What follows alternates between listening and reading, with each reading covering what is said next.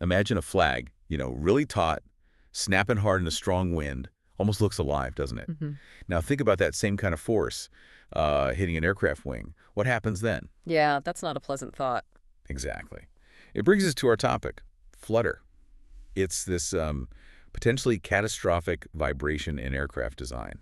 It's been a problem since, well, basically the beginning of flight. And the old ways of fixing it always meant adding weight, which is never good. Right. But maybe that's changing. Today we're diving into the X56A unmanned research aircraft.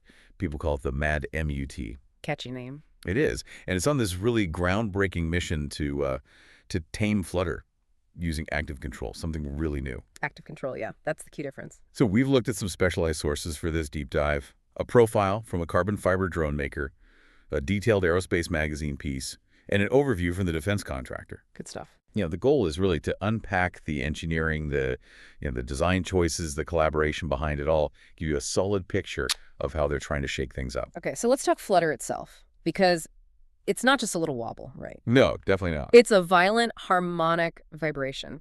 Basically, it happens when the aerodynamic forces the air pushing on the plane interact with the way the structure itself naturally wants to bend and vibrate. It's structural dynamics. No. When those two things couple, kind of like microphone feedback, Right. it can build up uncontrollably. And, I mean, it can literally tear a wing or a tail right off the aircraft. Oh, so it's like that flag analogy again. The wind hits it, and Yeah. it doesn't just wave smoothly. No, it pulses. It dips and swells, almost really Aye. that induced pulsation. And if it's too much, rip. Exactly. That's flutter in a nutshell, just with much, much higher stakes on an airplane. And this has been a known danger for how long? Pretty much since powered flight began, over a century.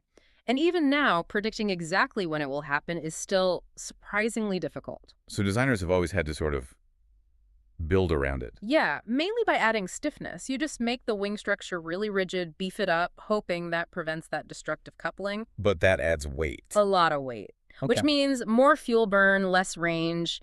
It's always been this big trade-off, a major limitation. That's why Ed Burnett, the X56A technical program manager, called it a particularly nasty dragon that lives in one corner of the sky. That's a great description, because it really is this monster lurking